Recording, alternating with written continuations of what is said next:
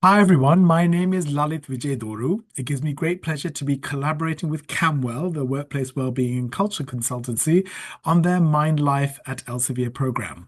I'm here as part of a series of storytelling workshops, and I'm here just to give you some ideas of how to prepare before you attend those workshops. So I look forward to seeing you there. So I was very interested in the logo of Elsevier, seeing this sage at a tree with the Latin words of non solus, which means not alone. And this very much aligns to what I do in storytelling, and my company is called Behind Your Mask. And as you can see, there are some colored circles behind this monochrome mask. And these colored circles represent what makes us human, our human experiences. And when we project to those experiences, when we share, and people listen to them and they reflect on their own. That process of projecting and reflection creates connection. And loneliness is the absence of social connection. And so I really believe that true personal stories in the workplace can make you feel less alone. And so, my modality for connection and for impacting our social health and our connection within the workplace is through stories. And I really believe that stories are beautiful. And I believe that stories are magical and that stories are powerful. They really have a power to educate, to engage, and to inspire. And as I referred to before, I strongly believe in the power of stories to connect. And so when I talk about stories, I want to be very clear that storytelling is not fiction. It is what we call personal narrative.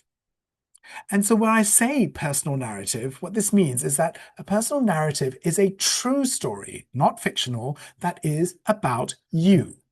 It is a first-hand account, and it is a chance to reflect upon something. And often we choose a theme upon which that we decide on what we're going to reflect on.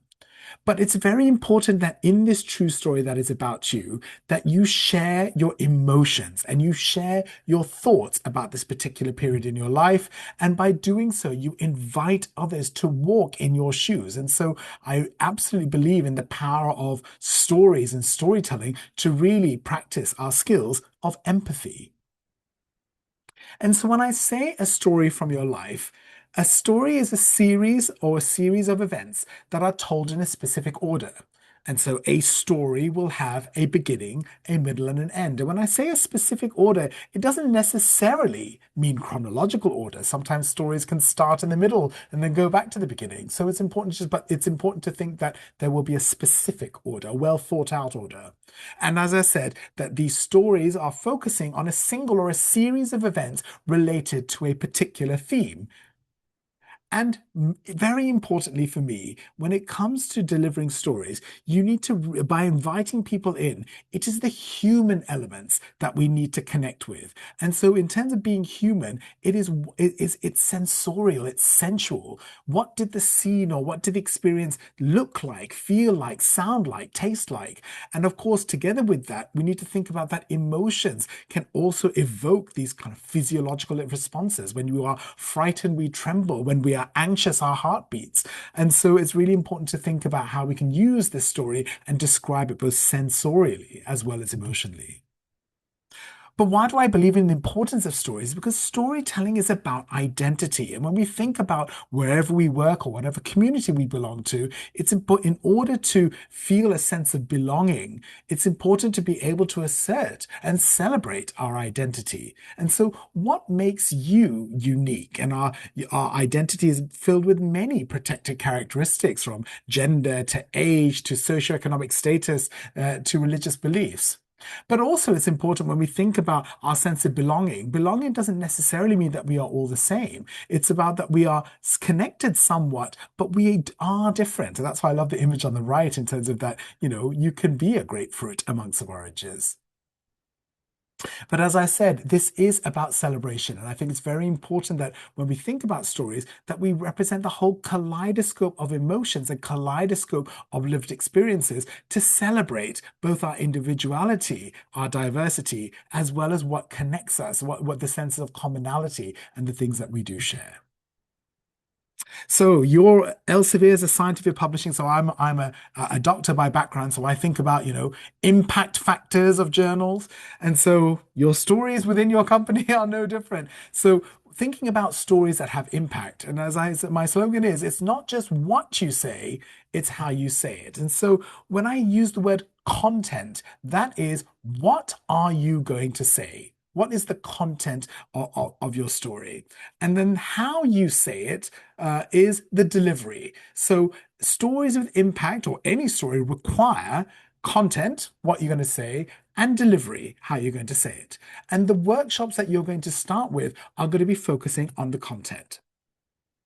When we think about impact, I believe that stories with impact need to have facts. And again, as a scientific, part of the scientific journal that I know Elsevier for, it is about data, presenting the data. But what connects us as humans is are the emotions. And when you combine data, which is a series of facts, this is what happened, and a very factual account of a series of events. But if you lack the emotions associated with those events, it just becomes data.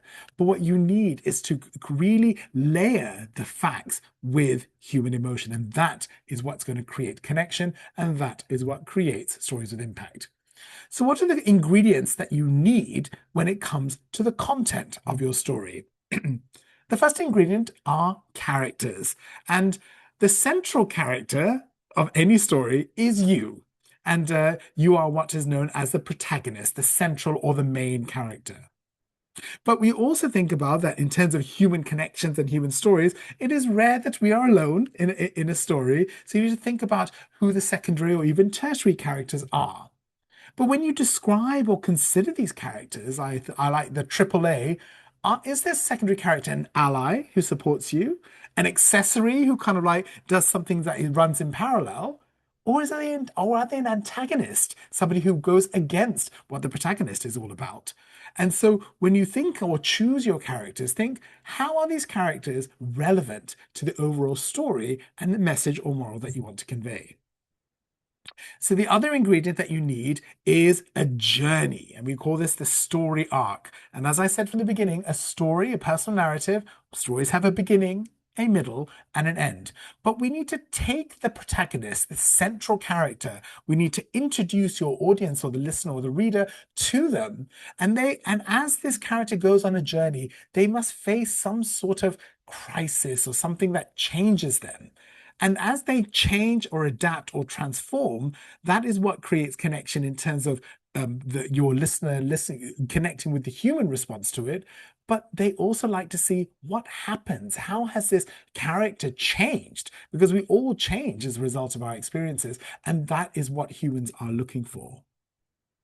But once we've seen this central character, most likely you, evolve or transform, what is your reflection? What is the moral? What is the message of this story? And I think that is something that is also very important to consider, particularly towards the end of sharing a story. So just to summarize, content, the three key ingredients that I think make good content is you need to think about the characters. That character needs to go on a journey. And as a result of this journey and transformation, a storyteller needs to think about what the message or moral of the story is. And that's what I think. And when you combine that data and layer it with the emotions, that is my opinion, is what creates stories with impact. So before the workshop, I would like you to do a little bit of homework. Sorry, but not sorry. This is something that my grandmother used to say to me, fail to prepare, prepare to fail. So I'm throwing down the gauntlet and saying, let's get ready for these workshops. So my little piece of homework, fear not, which will only take 15 minutes, I promise, is this.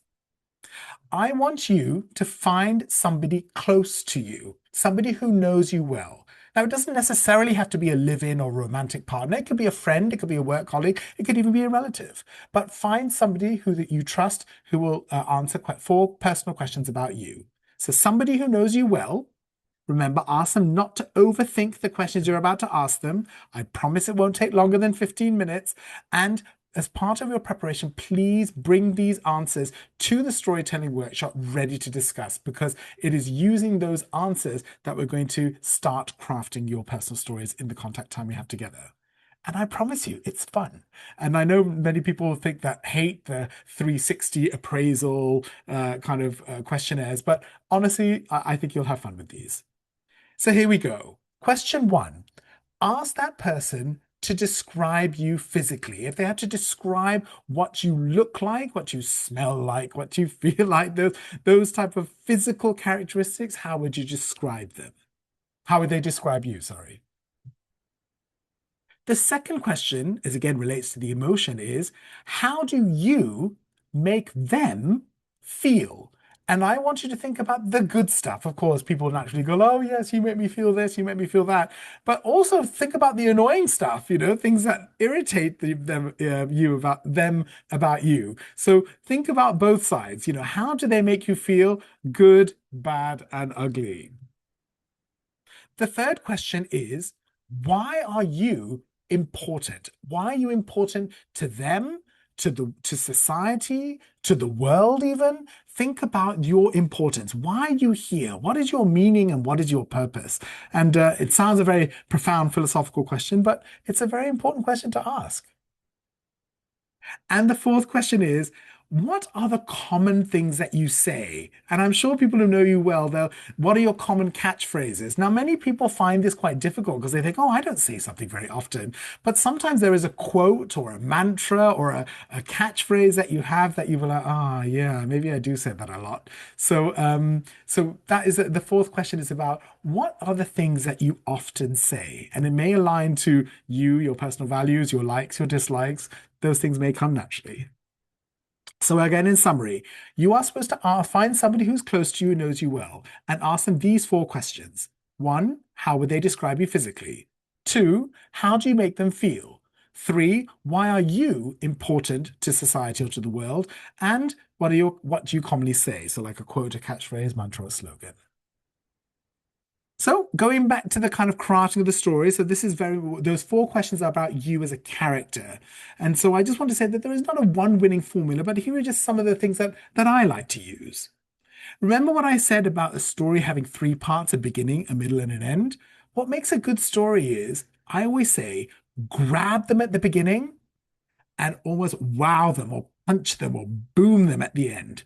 So you need to really grip them and then, leave with an impactful message. So those are my general tips.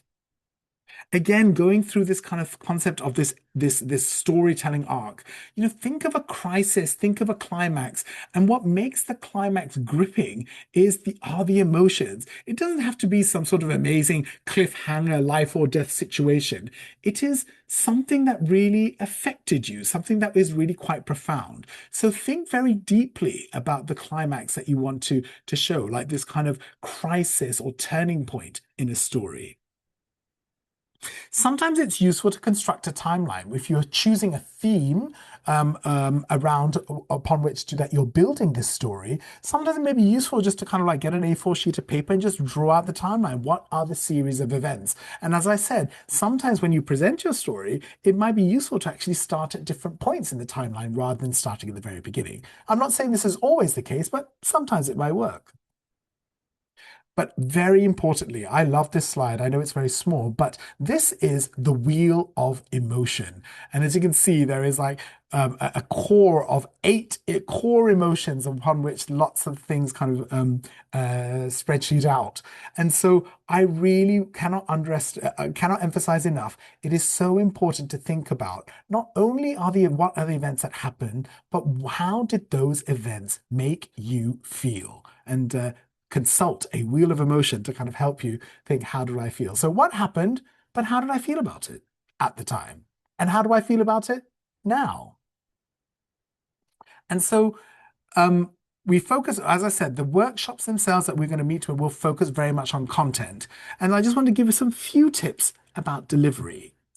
So I'm an amateur pianist. I love music. And so when it comes to performance, when you perform a piece of music, it's not homogeneous. It's not the same. Sometimes it's loud, sometimes it's quiet, sometimes it's slow, sometimes it's fast, sometimes the register is high, sometimes it's low. And so even the way you speak, the speed, the tempo, the volume, all of these things can accentuate different parts of the story. So when you are talking about a particularly scary part, slow down, maybe even kind of demonstrate the anxiety that you may have felt at the time. If there is a really warm, soft, loving moment, again, just the kind of gushing and the warmth and the tone of your voice can really help. So I'm not trying to make, Oscar-winning actors or actresses out of you, but I do want you to think about how you say what you are saying.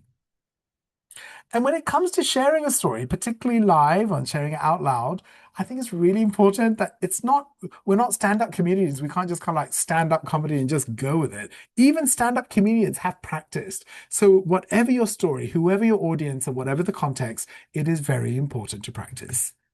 And so, if you are in front of a microphone or on a Zoom call or on a webinar or a TEDx event, whatever it is, that you should have practiced, that you should know your content and you have practiced your delivery. And so, think about your delivery, practice, and I'm sure that you will have high impact. And so I repeat again, what makes a story with impact? It is a true personal narrative, which is a story about you. This story needs to include some facts in terms of a series of events, what happened, but what will connect you as humans to the piece of people that are reading or listening are the emotions. And that is where you absolutely need to remember to connect through emotions. And as a human, your message needs to be clear, concise, and compelling. So when I think about the three A's about allyship or accessory or antagonist, your message needs to be three C's: clear, concise, and compelling. And so I want to reiterate before you come to the workshop, part of your homework is to focus on one of the three ingredients of content, which is character. And as you, as the central character, as the protagonist of the stories that you tell, I would like you to ask somebody close to you to answer those four questions. After the workshops, I will be, in my true doctor style, hosting a series of drop-in clinics where after you've kind of thought about the content and you as a character and some ideas, which you should get after the storytelling workshop for the themes, you can practice your delivery. You can try out your stories and you can try it in a non-judgmental, safe space with myself and some other participants, and we can give each other some peer feedback about what works in terms of the content and what works in terms of the delivery and maybe some suggestions for improvement. So a drop-in clinic, some sessions will be available after the workshops in a few weeks later. And so I want to remind you all, I am somebody who believes in the power of stories to educate, engage, and inspire, but particularly the power of stories to connect. And I have faith in each and every one of you that you will be able to deliver a powerful story with impact. And so I look forward to seeing you at the workshop in a few weeks' time.